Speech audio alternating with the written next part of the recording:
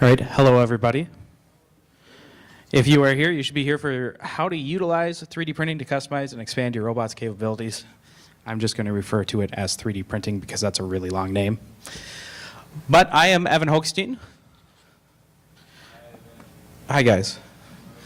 Where's everybody from in here? Do we have anyone from Minnesota? We got 2 people from Minnesota. I'm from Minnesota. So what team are you from back over there? Oh yes, from that down in the bottom corner, right? Cool. Well, Stratasys is a company based out of Minnesota and Rehovot, Israel. So we have a dual headquarters. But anyways, a little bit about myself. I started with FIRST back in 2007. I was on a student on an FRC team 2470 out of Bloomington, Minnesota.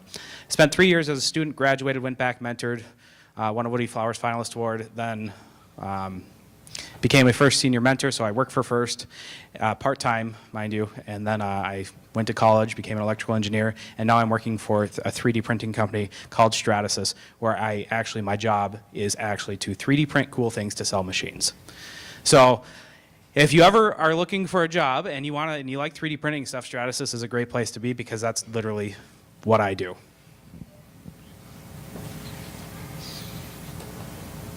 So Stratasys itself, how would I define Stratasys? I know you guys here are probably pretty technical.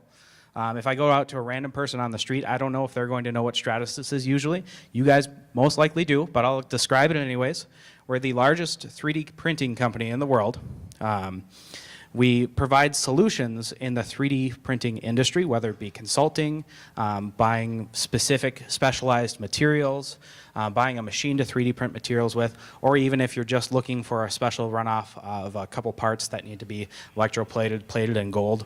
We have had that sort of stuff before. So, really, at Stratasys, I don't do anything in the education group, but I help them a lot. I really enjoy FIRST. I really enjoy the education behind 3D printing. I'm going to talk about that a little bit today, but I really like this image. It really tells you that our goal is to inspire, engage, and prepare students for the future of additive manufacturing. I believe personally that you guys are going to be the future.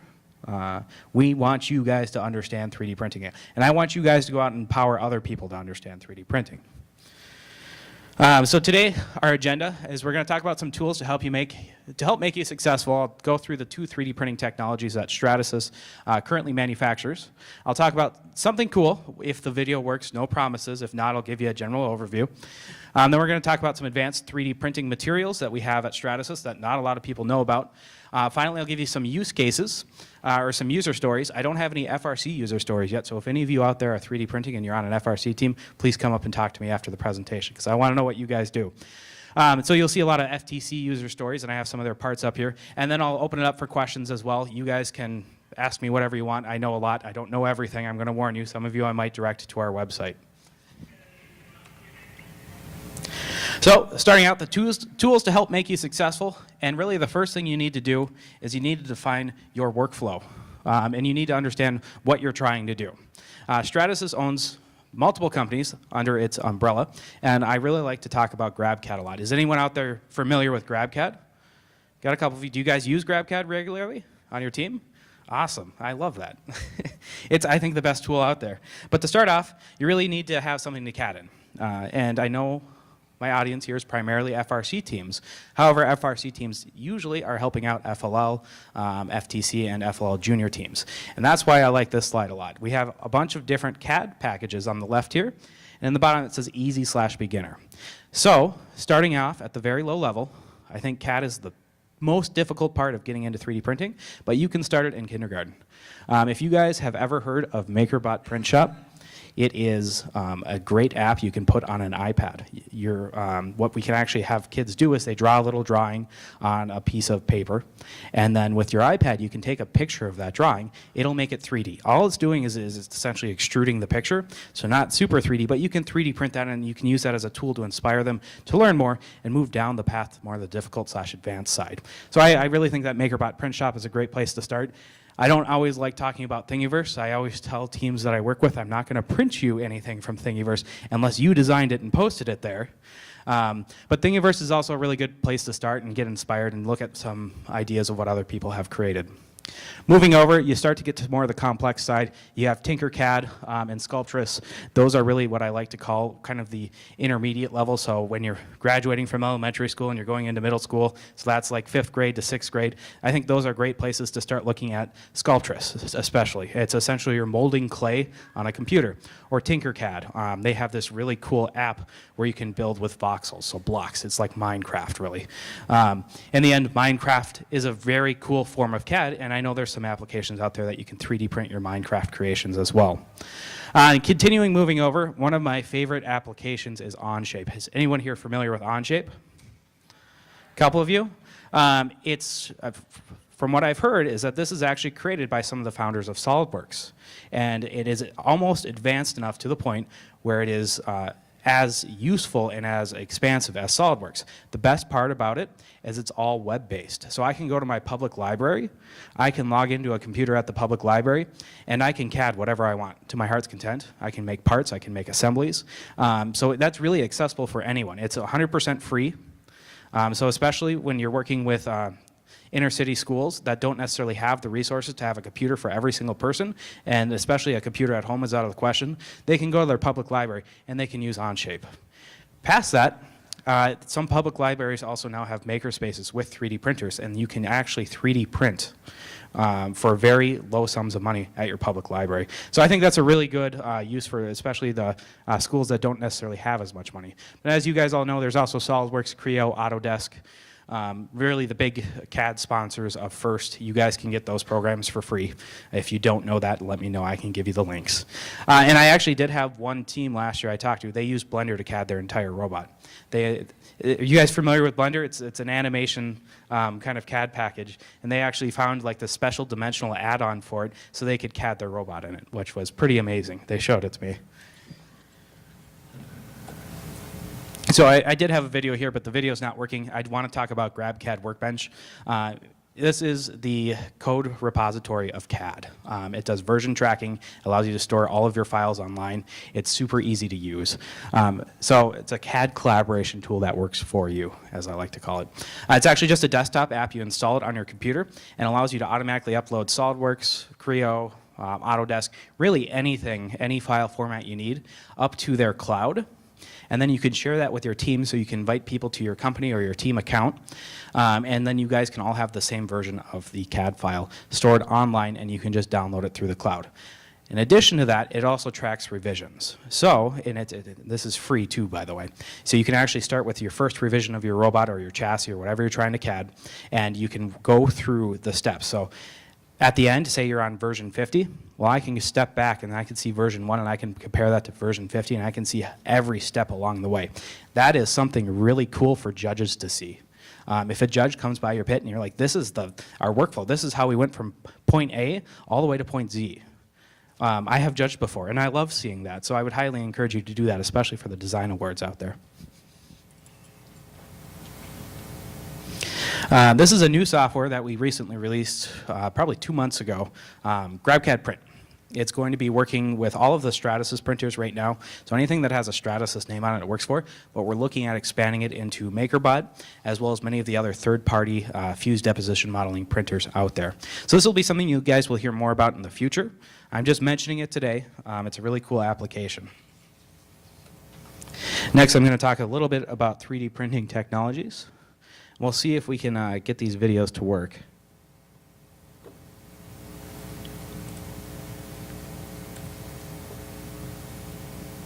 So the first technology here, which I don't think I'm going to get to work, is PolyJet technology. Has anyone here printed with PolyJet before? All right, nobody. Anybody know what PolyJet is? Oh, hey, it's playing. And it still might not work because I'm going off my hotspot here. Yeah, I know. But that was really slow too. To take what's in your imagination and put it in your hands. It's pure magic. It seemed so out of this world. You know, this can put manufacturing in a lot more people's hands.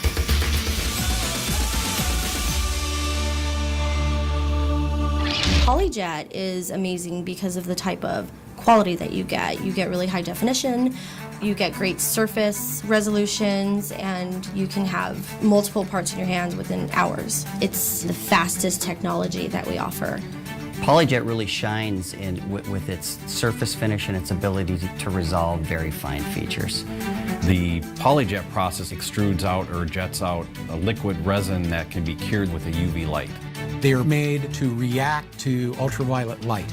And so that's the catalyst that causes these two separate components to come together to form the third, solid plastic component. So with the PolyJet system, it jets out a thin layer of the photopolymer resin.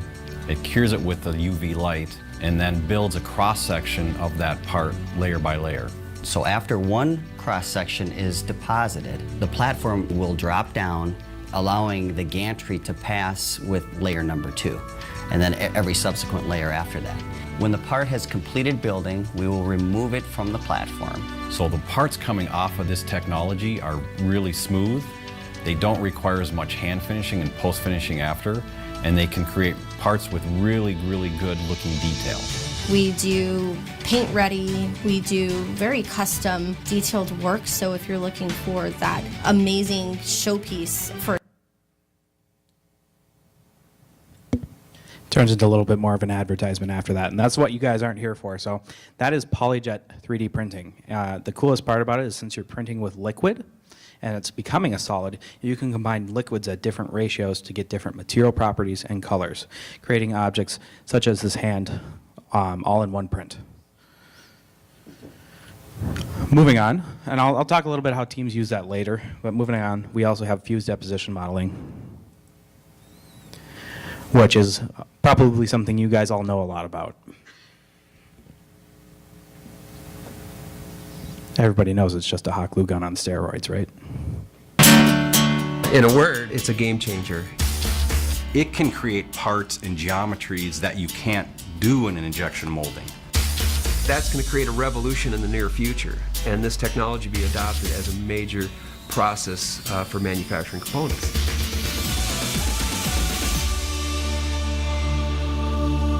So FDM stands for Fused Deposition Modeling. It's a fancy word for laying down a small bead of plastic. What's really cool is you can have a real engineering grade thermoplastic. So the same stuff you'd injection mold. Someone needs an ABS or a polycarbonate or a high temperature Ultim. We can actually print it directly as opposed to casting a part or having injected molded parts done. You're getting close to the same quality in mechanical properties and aesthetics as you would an injection molded part, but you're getting it in an additive process. Our software takes a 3D data file and it slices it into layers. Then that creates a tool path that's sent to the machine. The raw material is produced into filament-like fishing line type form.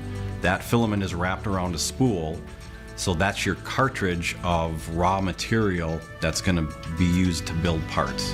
That material then gets fed up through the machine all the way to the head, where it's liquefied and extruded in fine layers. The support material is extruded at the same time, and then layer by layer the part is growing. When the part is completed then, it's removed from the build platform, and then the support material is removed. We also offer post-finishing operations that can smooth out those layers. So whether it's a hand finishing or cosmetic paint, we still can provide smooth looking parts. We developed the technology to fit a full breadth of geometry sets. We've seen it used anywhere from small prototypes for mock-ups on test fitting parts to really large structural pieces that go on airplanes or UAVs. We've gone from that, we're just doing real easy concept models, onesie twosies, to now we're doing production runs of 5,000, 10,000 parts that are, and it's the actual part coming from the FDM technology. And so with it, we can do things that I have yet to even think of, but that younger generation, they're going to take this FDM process and turn it into something it's going to blow me away someday. So there's your fused deposition modeling technology. So Stratasys sells both of these types of technologies. That's why I'm only concentrating on that today. However, they are fundamentally different technologies. With fused deposition modeling, you're going to get a part that doesn't necessarily look as nice off of your machine, but it's going to be a lot stronger than any of the PolyJet 3D prints you'll get. So they complement each other in what they can do. Next, I want to show you guys about something that's coming out in the future. We released this machine actually last year at actually, at this point, I don't even remember where this machine was released. I've seen it so many times now. But it is a infinite build and robotic composite machines. So they actually take up like an entire room, and they are 3D printers. The infinite build can build infinitely in one axis. It never has to stop. And then the robot is very similar to that, except you can 3D print on multi-axis parts. So you don't have to necessarily worry about support or where airplanes are.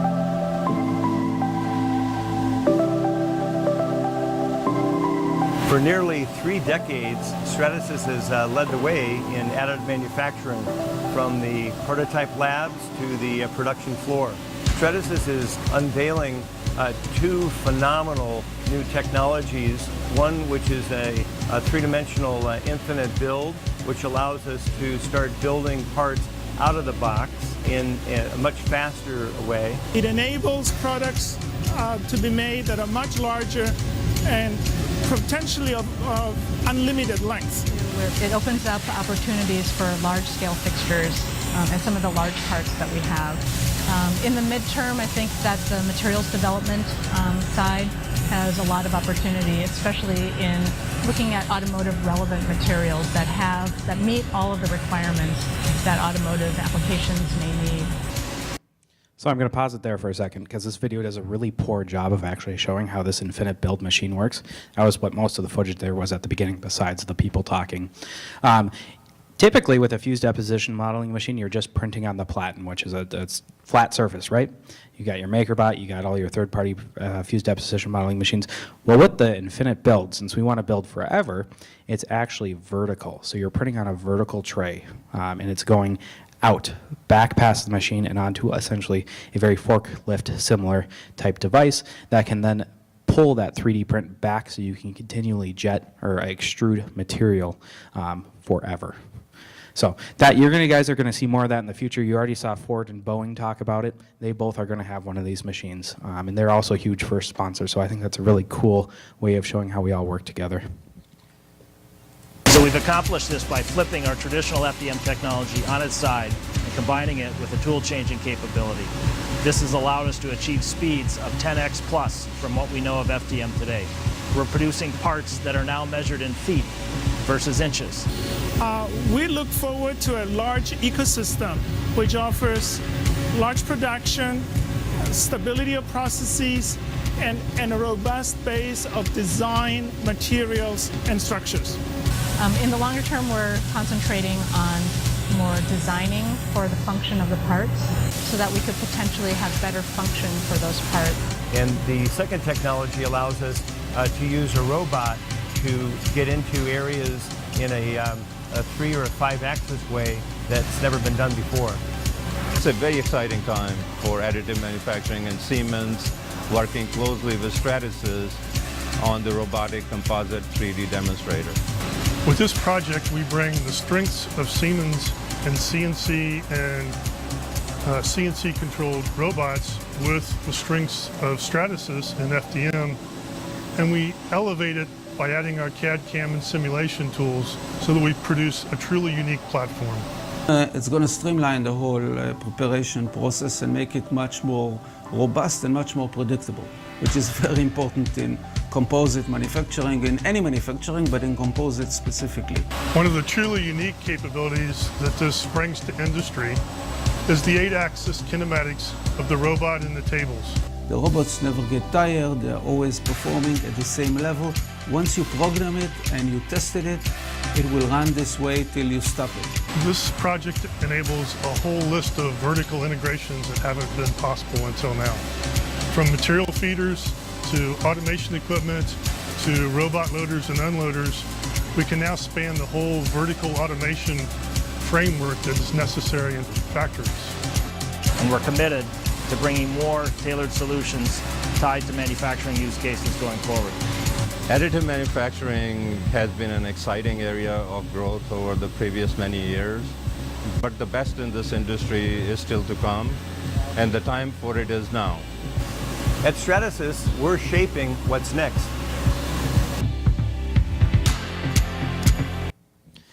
All right, so you saw a little bit about those two technologies there. They both actually use a completely new type of extrusion technology. So in the past, you have your filament feed going into the machine. These guys were actually using pellets pushed through a superheated screw and then essentially mixed together and then they extrude out onto the object you're trying to print on. So we've actually reinvented how fused deposition modeling works. In the future, I'm assuming you're not going to be ever seeing filament again. It's just going to start in pellet form.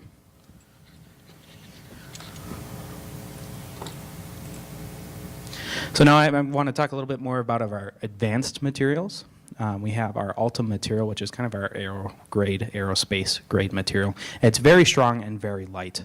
I don't have any Ultim parts here today, but the next on the list is nylon. We actually have 3 different nylon materials. We have nylon 6, nylon 12, and nylon 12 carbon filled.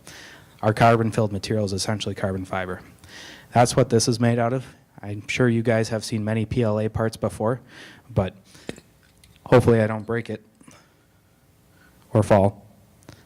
I can literally stand on the part and it doesn't break. So after the presentation, I'm going to challenge you guys to come up here and without hurting yourselves, try to break it. We also have ESD material. So this is electrostatic discharge material. It's just specialized, so electronics are safer. And we also have polycarbonate material for impact resistance. That's actually a little bit of a heavier material. It's still really cool. And I did bring in a video about our nylon 12 carbon filled material. We released this, I think, 2 months ago at this point, and it's actually starting to ship in just about a week from now. But this is just some use cases around it.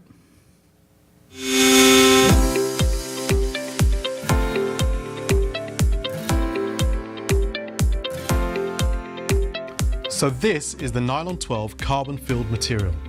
It's the first reinforced FDM composite from Stratasys, offering excellent mechanical strength and a very high stiffness to weight ratio. 3D printing with such a strong, stiff material means that you can overcome many of the restrictions that you'd usually encounter when trying to build prototypes out of composites or metal. Instead of worrying about how you'll shape the metal or how to make the mold, you can now go straight from your design on screen to a fully functional carbon-filled nylon 12 prototype in-house with virtually no limits to your design freedom and creative process. Adding to your ease of use is the dissolvable FDM support material that makes it easy to produce intricate parts such as this without the need for manual and messy support removal. Featuring a carbon fiber length and fill ratio that's optimized for 3D printing, the results are highly functional, detailed parts that can be tested in demanding real-world conditions. Being able to come up with a design, validate it, and then comprehensively test it all on the same day also provides an extremely powerful competitive advantage.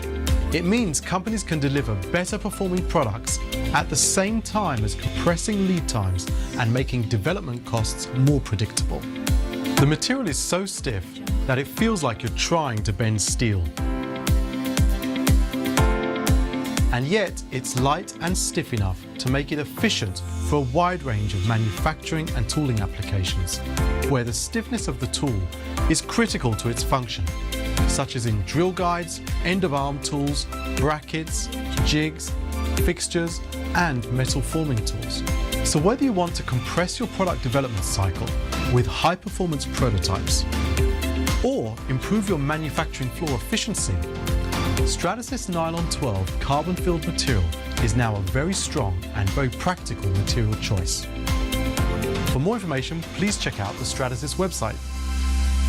All right, so You guys saw a little bit about nylon 12 carbon-filled material there. It's not something that you guys will necessarily be able to buy a Stratasys printer and actually print with that.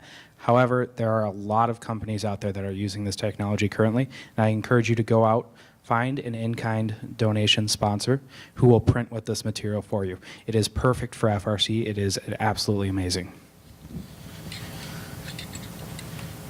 On the PolyJet side, we have some other advanced materials.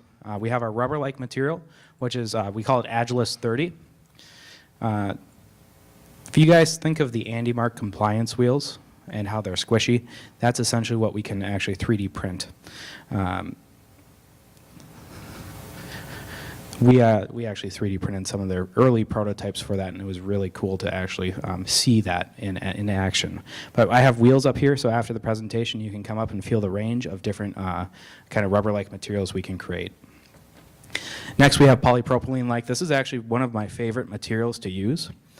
We have an FTC using it here at the World Championship. They needed something that was strong, but could also be entirely accurate in its dimensions.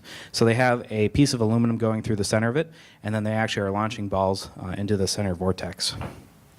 We also have digital ABS materials. The coolest thing about digital ABS is you can actually do injection molding parts with digital ABS. So you make your mold out of digital ABS rather than aluminum or any other of the old manufacturing processes, and you can do short runs of about 100 molds using digital ABS material, cutting down your lead time and actually the cost of injection molding altogether.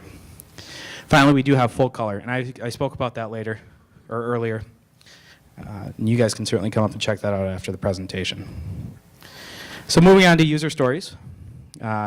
I talked about this a little bit earlier, but we have FTC Team 7190, the Green Girls, and they're the ones who created all of these ESD-sensitive parts.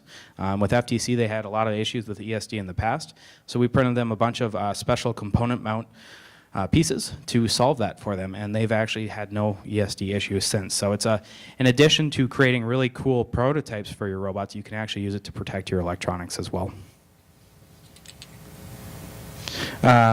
FTC 8686, I thought I had some pictures up here of them, but I do have one example of their parts. They needed a specialized mechanism wheel. It needed to be really small, needed to fit on the front end of the robot, and it couldn't hit anything. So we 3D printed one out of nylon 12 carbon-filled material, and then we actually 3D printed the rollers off of our PolyJet technology. So we combined fused deposition modeling and PolyJet here. Something strong enough so it wouldn't bend, and something that would still have that rubber-like texture on the rollers. Next is FTC 8808, the Ponytail Posse. They didn't actually end up using these wheels. They needed to spend a little bit more time prototyping them and actually getting it, but there's a whole rubber-like exterior to it. And if we add a little bit of a grid structure to it, it would have compressed the balls at a very specific ratio and allowed them to shoot very accurately. And then finally, FTC Team 9890, the Rubies, they used an Ultim material this year, so that's our aerospace grade material, and they actually made their whole shooter out of it. It's really hard to see inside their robot, but anything that has that kind of strange tan color to it, that is our Ultim material, and they use that as a guide for the balls to go up and then actually get launched out. And finally, Mecha Dojo. So if you guys are familiar with the FTC game, there's these little buttons they have to press on the field that change colors. They had a lot of issues. A lot of teams solved that by using like a pool noodle on the side of the robot or foam tiles just strapped to the robot so they could go up and push those buttons.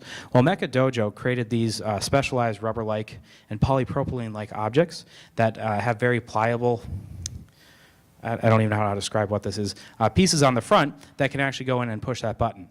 So this is a very specialized application of what you can do with PolyJet technology that you can't really do with fused deposition modeling. They did try to do this with fused deposition modeling, and it just broke the part. So, and that's everything I have. You guys, if you have any questions, I'd be happy to answer them for the whole group, or you can come up and ask them individually. I have a lot of information in my head. Yes? More like printers that use the little pellets as Yep. material. What would be the advantage to use the pellets over the regular film? Cheaper. We actually receive all of our filament in pellet form, and then we move it into filament form. So it's less of a manufacturing process behind it. If we all move to pellets, then we order the pellets and we ship the pellets. Any other general questions? Yes.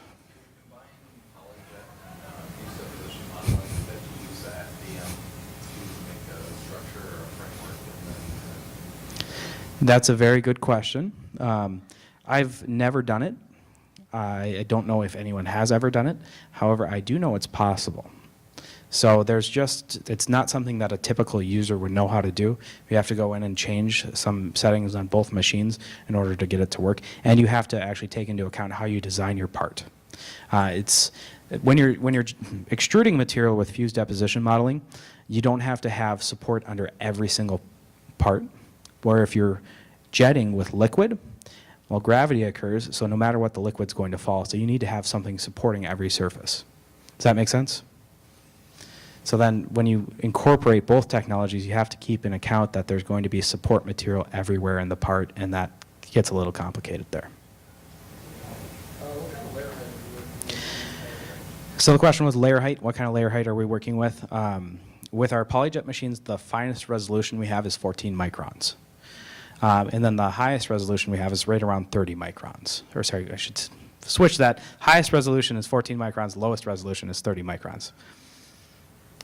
Other questions in the back?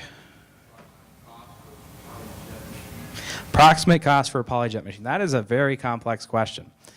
They are wonderful machines when they work, but they're not the most reliable. So you can buy a machine, say, for $50,000, but I would highly encourage you to have somebody full-time working on that machine, the machine printing constantly, so you get that reliable uptime. Yeah? For the multi-axis, like the 8-axis printer, Yep. when you're like giving it a file to print, does it use like just the traditional slicer technology, or do you have to use different slicer programs to like get the... Yeah. So that's a very specialized slicer program. We only have, I think, 2 of those in the world right now. They're still in the R&D phase. We're just releasing them as demonstrators, so we're actually working directly with Boeing, Ford, and Siemens to kind of prototype, develop, and further research those machines.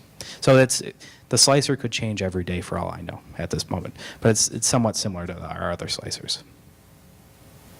Yes?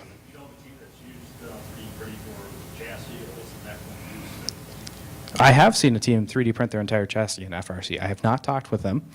I saw a video of it online. This was probably 2 years ago. It was really cool. I don't remember who it was at this point, but it is possible. Any other questions? All right, well, thanks, guys. Come up, check out these parts. If you have questions about the parts, I'm more than happy to answer them. And again, the challenge still remains. I'll actually 3D print something for you if you can break this.